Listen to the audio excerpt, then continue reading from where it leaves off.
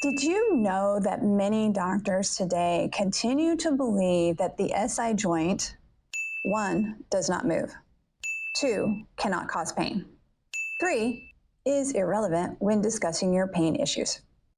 I have had so many patients come in and tell me that they have low back pain, which clearly includes or is caused by actual SI joint pain. So today we are going to discuss what the SI joint is, as well as the research that is super clear on the fact that the SI joint moves. And then we'll finish by discussing, is your pain actually coming from your low back and your SI joint? And I'm going to give you a spoiler alert right at the beginning. It could be that you have actual low back pain and you also have SI joint pain. It is super frustrating to me when I hear doctors saying that the pain cannot be coming from the SI joint because the research is super clear. The SI joint does move, but just a little bit. The SI joint does have nerve endings, which means there can be pain. The SI joint is super important to how your entire pelvis and spine works. You see, the entire spine lines up on top of your pelvis, which means if your SI joint is funky or something's going on there, it can affect your entire spine. All right, so let me back up. Let's explain what we're talking about here. The sacrum is a heart-shaped bone that sits at the very base of your spine. Your ilium are these hip bones. If you put your hands on your hips right now, you're actually putting your hands on your ilium. So your ilium are those big bones that you rest your hands on, or if you're holding a kid, you tend to sit them on top of your ilium actually, and it interacts with the sacrum, which is in the center. The joint that makes up is the Sacroiliac Joint, or the SI joint. So sacrum's in the center, ilium's on the side. The joint that's in the middle is the SI joint. And that's specifically what we're talking about in this video today. Now, this joint has a ton of ligaments around it, and so it does not move very much, but it does move just enough to have a little bit of an issue and can cause some pain.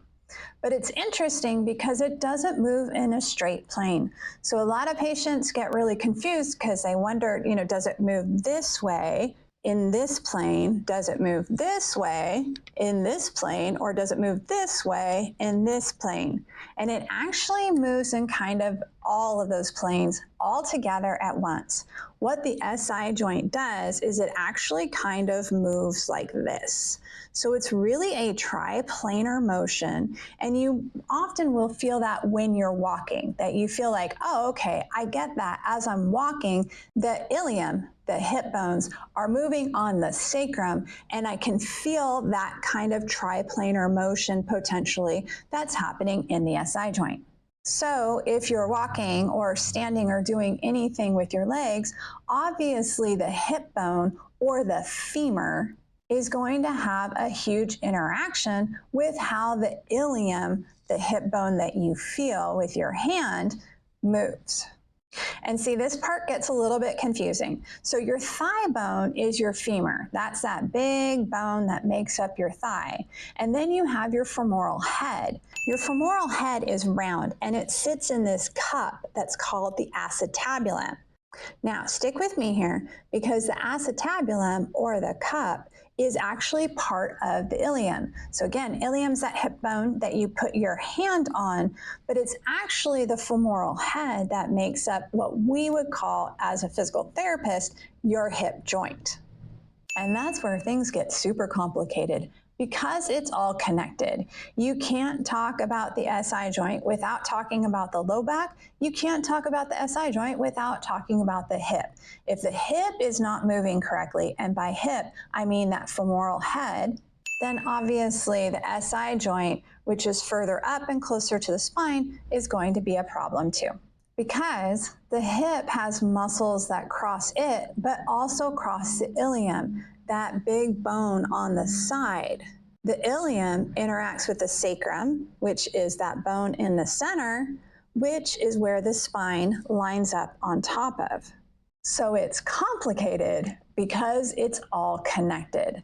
So I have many patients who come into my clinic who are suffering with low back pain. It may even be hip pain. Man, I gotta tell you, I even have some people who are suffering with foot pain. And we end up having to look all the way up that chain, because to assume that your foot or knee or hip pain is not related to your SI joint pain or low back pain is just kind of silly. Your foot interacts with the ground. It puts the pressure up into your knee. It affects how your hips move, which affects how your SI joint and your spine are moving as well. It's all connected, which actually makes it super fun for me as a physical therapist, because how every patient is functioning is a little bit different. The important thing to keep in mind here is that the hip interacts with the ilium. The ilium interacts with the sacrum and forms the SI joint. And the sacrum is what the spine lines up on top of. And that means that all of these things have to move together. Since the spine sits on top of the sacrum, if the sacrum is not seated in the correct position, it can cause abnormal stress through the lumbar spine, particularly. Now, if it goes on for a long time, it can move all the way up the spine, but most commonly what will happen is that the lumbar spine will become dysfunctional and it'll start causing pain, which brings people into the clinic to get help. So they think that they have a lumbar spine problem, which they may. They may have some degenerative joint disease, they may have some disc problems, they may have some muscle issues going on in the lumbar spine, but it could be because everything's not stacked on top of that SI joint, or specifically on top of that sacrum, correctly. Which means in order to heal the issue that's happening in the lumbar spine, you have to make sure you're dealing with the SI joint as well. This is where I get into a lot of conflict with doctors, with some doctors who say that the SI joint doesn't move and I don't need to work on the SI joint. Well, I can tell you it does move. I can see it when you're walking. I can see if it's in a bad position when you're standing. It's actually pretty obvious, and I really don't understand why they don't see it. But what I can clearly tell you is it does move, and there's research to prove that it does, just a little bit. And if it's not moving correctly, that puts abnormal stress through the hips as well as through the low back. So how do you know if your pain is truly coming from your low back or if it's coming from your SI joint? Well, in general, what I tell people is if you have pain at or above the belt line, chances are good that you're actually dealing with a low back pain. And by belt line, what I mean is if you put your hands on your hips, that's going to be your belt line. So if you have pain up there, then probably chances are good that it truly is more of a low back issue. Now, if you put your hand lower on your back, more around your hip region, and that's where you pinpoint your pain, chances are good that you're actually dealing with an SI joint problem. So the SI joint is irritated, which is what is causing that pain deeper down into the glutes. Now, what if you're like, hey, I have pain above the belt line, at the belt line, and into my glutes? Well, then chances are good that you're probably dealing with a low back issue and an SI joint issue.